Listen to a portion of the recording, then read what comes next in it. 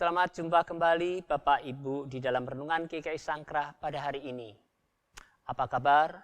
Saya senantiasa berdoa agar kita semua senantiasa diberi Tuhan cinta kasih, kemurahan, dan kita senantiasa diberi pengharapan di dalam iman kita. Bapak Ibu yang dikasihi oleh Tuhan, hari ini kita akan bersama-sama belajar akan seorang tokoh Alkitab kembali yang bernama Bartimius. Kita belajar bukan tentang mukjizat yang Tuhan berikan, tetapi kita lebih menekankan kepada iman dan pengharapan dari Bartimius. Sebelum kita bersama-sama belajar akan firman Tuhan, marilah kita sama-sama menundukkan diri kita berdoa. Tuhan Yesus, terima kasih untuk hari ini, di mana kami boleh belajar akan firman Tuhan, tentang seorang tokoh kembali yang bernama Bartimius. Biarlah kami diajarkan oleh Tuhan tentang iman pengharapannya kepada Engkau. Jalannya firman Tuhan kami serahkan bagi kemuliaan nama Tuhan kami Yesus Kristus. Kami berdoa. Amin. Markus pasal yang ke-10, ayat yang ke-46 hingga ke-52 berbicara demikian. Lalu tibalah Yesus dan murid-muridnya di Yeriko. Dan ketika Yesus keluar dari Yeriko bersama-sama dengan murid-muridnya dan orang banyak yang berbondong-bondong, ada seorang pengemis yang buta yang bernama Bartimius, anak Timeus, duduk di pinggir jalan. Ketika didengarnya bahwa itu adalah Yesus orang Nazaret, mulailah ia berseru, "Yesus anak Daud, kasihanilah aku."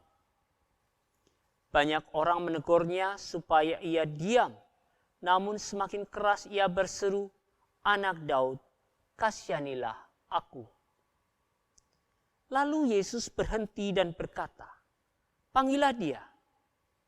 Mereka memanggil orang buta itu dan berkata kepadanya, "Kuatkan hatimu, berdirilah, ia memanggil engkau." Lalu ia menanggalkan jubahnya, ia segera berdiri dan pergi menempatkan Yesus. Tanya Yesus kepadanya, "Apa yang kukehendaki supaya aku perbuat bagimu?" Jawab orang buta itu, "Rabuni, supaya aku dapat melihat."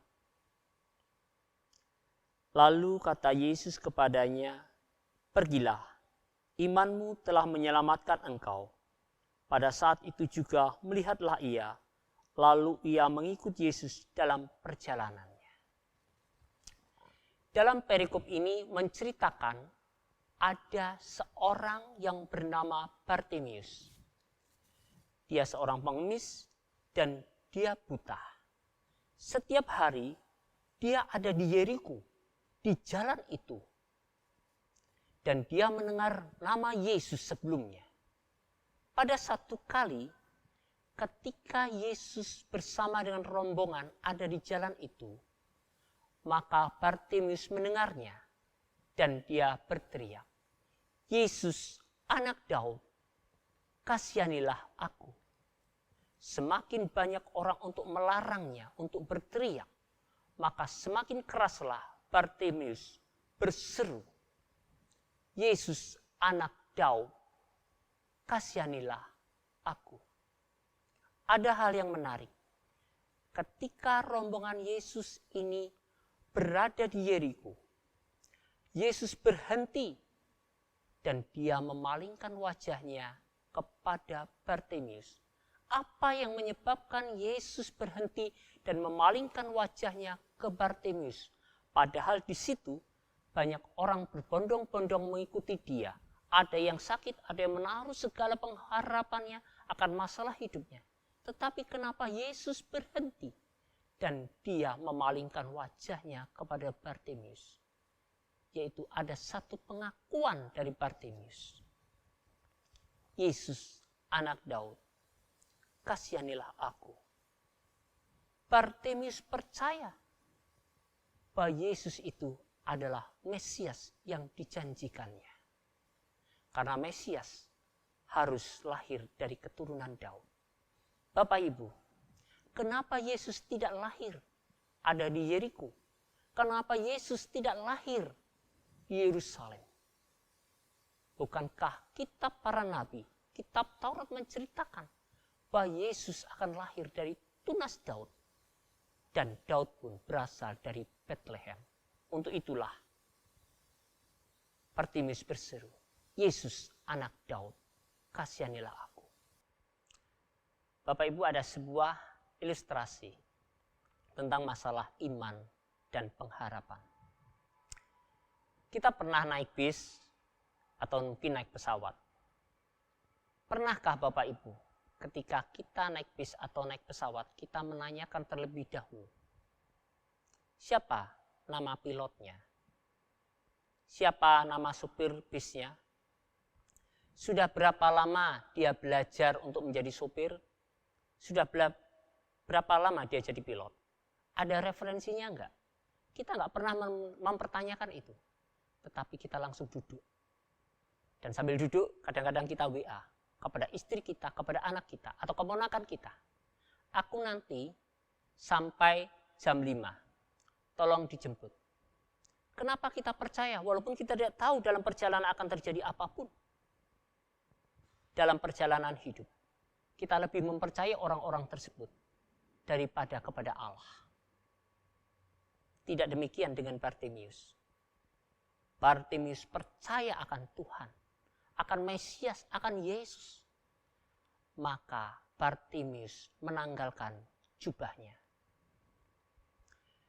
Di dalam masyarakat Yahudi, seorang pengemis biasanya dikasih jubah kebesaran, yaitu jubah untuk pengemis. Dan ketika Yesus memanggil Bartimius, dia segera menanggalkan jubahnya tanpa dia gambler. Apakah Tuhan mampu untuk menyembuhkan aku, untuk mencelikan mataku? Dia tidak pedulikan itu karena dia percaya bahwa Yesus mampu melakukannya. Bapak Ibu yang dikasihi oleh Tuhan, kalaupun kita percaya akan orang-orang, terlebih-lebih sebetulnya kita harus mempercayai Allah kita yang mempunyai kuasa melebihi dari segala. Kenapa kita harus mencari ilah-ilah yang lain ketika Yesus tidak memberikan jawaban kepada kita? Bukankah Yesus memberikan kepada kita jawaban senantiasa adalah jawaban yang terbaik? Mungkin kita tidak buta secara fisik, tetapi kadang-kadang kita buta secara rohani. Firman Tuhan disampaikan pada hari Minggu. Kita mendengar, kita seringkali berseru kepada Tuhan, meminta, mencari jawaban. Dan kadang-kadang kita mendapatkannya melalui khotbah-khotbah hari Minggu, melalui kejadian-kejadian. Tetapi mata hati kita menjadi buta, karena kita tidak bisa menerima firman Tuhan sesuai dengan keinginan kita. Bukankah Allah itu kasih? Dia senantiasa akan memberikan yang terbaik bagi kita.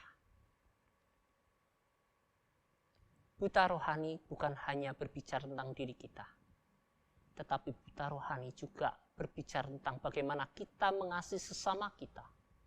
Firman Tuhan berkata, bukannya orang-orang yang berseru Tuhan, Tuhan yang akan masuk ke dalam kerajaan sorga, melainkan apa yang melakukan kehendakku.